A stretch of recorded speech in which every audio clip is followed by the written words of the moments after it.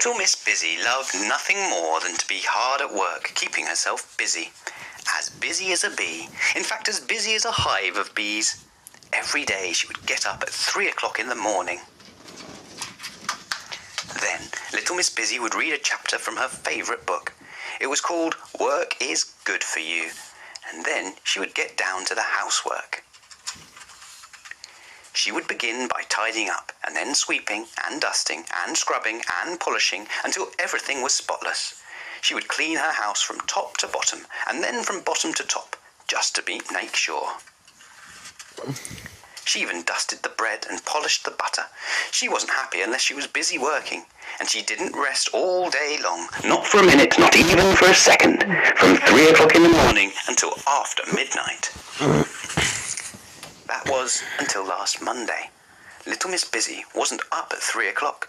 She wasn't up by 6 o'clock. She wasn't even out of bed by 9 o'clock. She was ill. "Oh, calamity," she cried. "I won't be able to do any work." She telephoned Dr. Makewell. 5 minutes later, he was at her bedside. He asked her to put out her tongue. He examined her throat, and he looked at her hands and feet. "What you need is rest. A lot of rest," he said, with a broad smile. "A lot of rest," repeated Little Miss Busy to herself. "Oh, calamity!" There was a loud thump, which was the sound of Little Miss Busy falling over backwards onto the bed, luckily for her.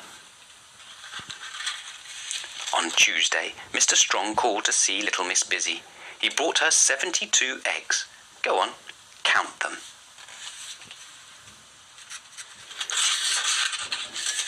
"There is nothing like eggs for giving you strength," said Mr. Strong. By the 72nd egg, Little Miss Busy was feeling much better. That was until Mr. Strong said, "Now you must rest to get your strength up." There was a loud thump, which was the sound of Little Miss Busy falling over backwards onto the bed, luckily for her. On Wednesday, Mr. Greedy came to visit. He brought an enormous bowl of food. "I always find that eating a big meal makes me feel better," said Mr. Greedy. Little Miss Busy ate the lot. She felt better than ever. That was until Mr. Greedy said, "Now you must rest to let your stomach settle." There was a loud thump, and you know what that was, don't you? That's right, Little Miss Busy had fallen over backwards. On Thursday, Mr. Nonsense popped in to see Little Miss Busy. He brought her an umbrella. "Hello," he said. "I hear you're not feeling well. You don't need a rest." Little Miss Busy jumped for joy, right out of bed. "You need a holiday," finished Mr. Nonsense. There was a loud thump. "That's right. There, you look better already," said Mr. Nonsense, and left. By the open window, Little Miss Busy picked herself up. A small smile formed on her face.